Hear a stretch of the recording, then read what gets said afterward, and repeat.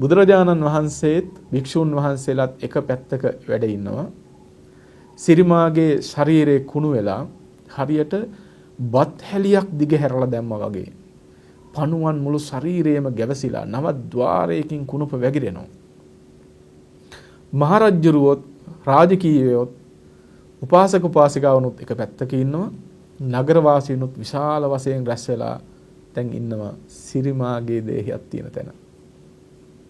මෙන්න මේ වෙලාවේ ලෞතර බුදුරජාණන් වහන්සේ බිම්බිසාර රජුරවන්ට දේශනා කරනවා මහරජ මේ පිරිසට කියන්න මේ සිරිමාගේ දේහේ කහවණු දහසක් දීලා ගන්න කැමති කෙනෙකුට ගන්න පුළුවන් කියලා.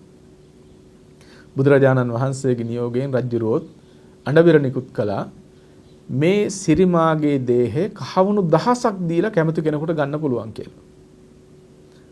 පින්වතුනි අපි මේක ගන්නම් කියලා නෙමෙයි නොගන්නම් කියලාවත් කතා කරන මිනිස්සෙක් ඉදිරිපත් උනේ නැහැ. මේ කුණු ගොඩක් නව ద్వාරයකින් කුණුප වැగిරෙනවා කුණු වෙලා.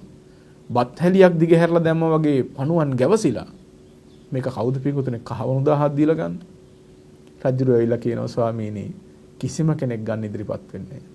මහරජා එහෙනම් කහවණු දහසක් නෙමෙයි 500ක් දීලා කාට හරි මේක ගන්න පුළුවන් කියන්නේ. මහරජුරෝ බිම්බිසාර රජුරෝ දැන් නිකුත් කරනවා නියෝගය කැමති කෙනෙකුට කහවණු 500ක් දීලා ගන්න පුළුවන් කියලා. කිසි කෙනෙක් ඉදිරිපත් වෙන්නේ නැහැ. තවත් අඩක් අඩු කරා 250ක් දීලා කැමති කෙනෙකුට ගන්න පුළුවන් කිව්වා. කිසි කෙනෙක් එන්නේ නැහැ. ඔහොම අඩු කරලා අන්තිමට කියනවා එක කහවණුවක් දීලා කෙනෙකුට මේ දේහය ගන්න පුළුවන් ශරීරය ගන්න පුළුවන්. කැමති කෙනෙක් ගන්න කියලා. පින්වතුනි එක කහවණුවකටවත් ගන්න කෙනෙක් එන්නේ නැහැ. අඩුම තරම මේක අපිට එපා කියලා කියන්නවත් කෙනෙක් එන්නේ නැහැ. මොකද ඒ තරම් මිනිස්සුන්ට මේක ගන්නවද එපා කියලා හිතන්නවත් දෙයක් නැහැ. එච්චරට පිළිකුල්. ඊට පස්සේ රජුරෝ කියනවා මේක නිකන් ගෙනියන්න දෙනවා. කැමති කෙනෙක් ඇවිල්ලා ගෙනියන්න කියලා.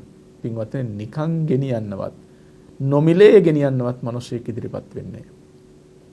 මෙන්න මේ වෙලාවේ තථාගතයන් වහන්සේ වදාරනවා මහණෙනි මේ සිරිමාව ජීවත් වෙලා ඉන්න කාලේ කහවණු දහසක් දීලා මිනිස්සයන් එක දවසකට වෙන් කරගන්නේ. සිරිමාවව එක දවසකට වෙන් කරගන්න කහවණු 1000ක් දෙන්න ඕන ජීවත් වෙලා හිටපු කාලේ.